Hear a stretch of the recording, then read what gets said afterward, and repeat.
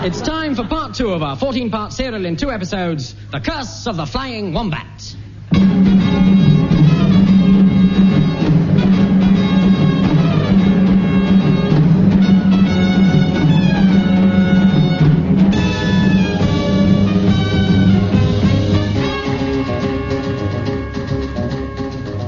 Last week we left our hero Tim Brown-Windsor aboard the Flying Wombat, captained by the mysterious Captain Cleese.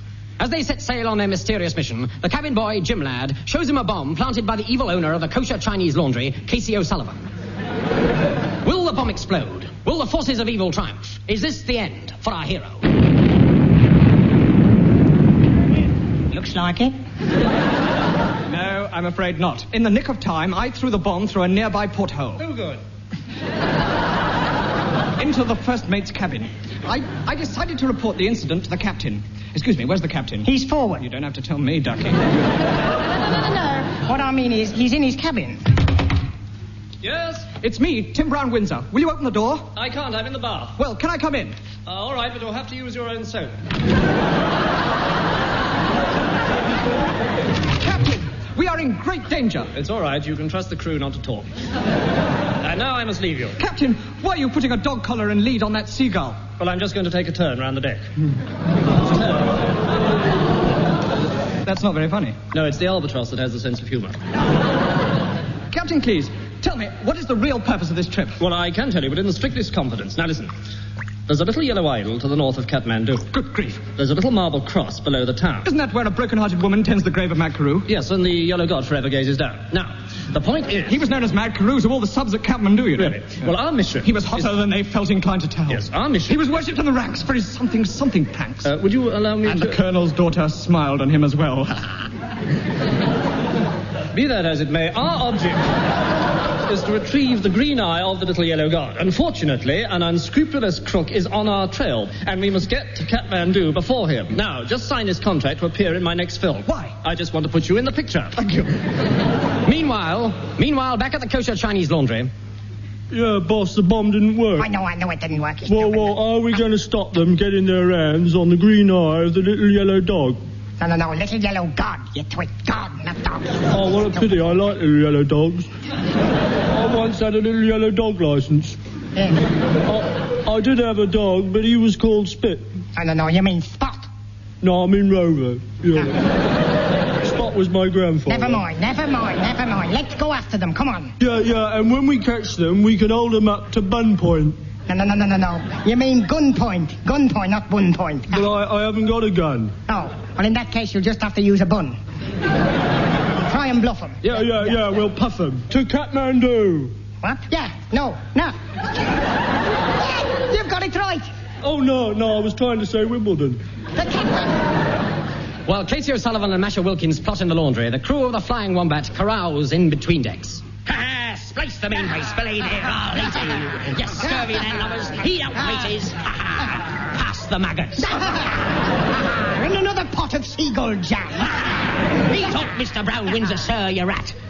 Could I have a clean spoon? A clean spoon? You use your hands for jellyfish custard. Bosun, a toast. A toast. Mateys, I give ye Schopenhauer. Schopenhauer, long may he think. And now a toast to our journey's end, Kathmandu. How did you know we were going to Kathmandu? It's on the tickets. Good morning. Sorry to bother you, but could you tell me where the first-class sun lounge is? Certainly, sir, you swab, sir. Up the stairs, turn right and along the plank.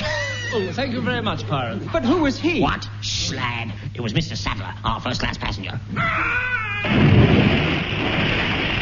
And keen amateur shark bait. Now, what was we discussing? We was discussing Great Admiral. You know, I sailed under the great Tom Arch. Never heard of him. Oh, but surely you've heard of Admiral T. Arch? No. Mr. Brown-Windsor. Yes? Go and look him up in the reference line. Aye, sir. Our hero strode out of the room, paused again without stopping, stopped pausing, shook hands with himself, fainted twice, and set off down the corridor. A lean brown smile playing across his ears. Suddenly from a cabin came a scream. A nice scream. In fact, a very nice scream. His suspicions were aroused. Look, it happened to me. I want to tell it. I was watching. Pushing open the cabin door, he stepped inside, trod on a billiard ball, fell through a hoop, struck his knee on a gong, wedged his head in a basket of crayfish, and was attacked by a large pig. So far, so good. Pushing the pig into a drawer, he stood up. The swine! He said. Hello? A voice came across the room and shook hands with him. Jim, lad, what are you doing here? I had to see you alone. I'll go then. No. I need money. I'll lend you £10. Alone at last. Tim, you must know that I'm not Jim Ladd at all, but an English gentlewoman of high birth. Oh, I wanted the top bunk. No, I am the Right Honourable Fiona Rabbit Vacuum. Fiona! My fiancée! Tim, darling. Darling. But a sudden noise interrupted their reverie. And what a reverie. Oh, what a reverie. Anyway, it was interrupted by a cry from the lookout in the crow's nest. Cry! He'd been carried off by a very large crow. In the confusion that followed, nobody noticed that the ship was heading straight for a reef of jagged rocks. Suddenly...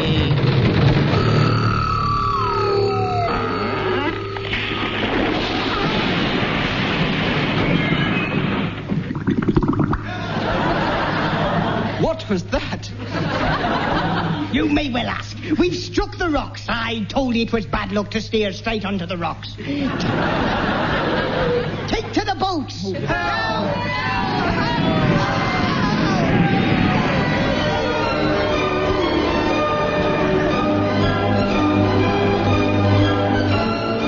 Is this the end for our intrepid hero? Is this the end of the Flying Wombat? Will Casey O'Sullivan and Masha Wilkins beat them in the race for the green eye of the little yellow god? Will the Flying Wombat ever reach these distant shores? What shores? A pint of bitter, please. Where was Marty, son of the Wonder Horse, on the night of the crime? Anyway, do try to listen next week to this jolly good serial, and we'll probably be doing episode 4 or 3. No, episode 3, that's it. And it might be quite exciting and quite good, so do try and hear it. Don't worry if you miss it. It doesn't matter. We won't be upset. Is that all right?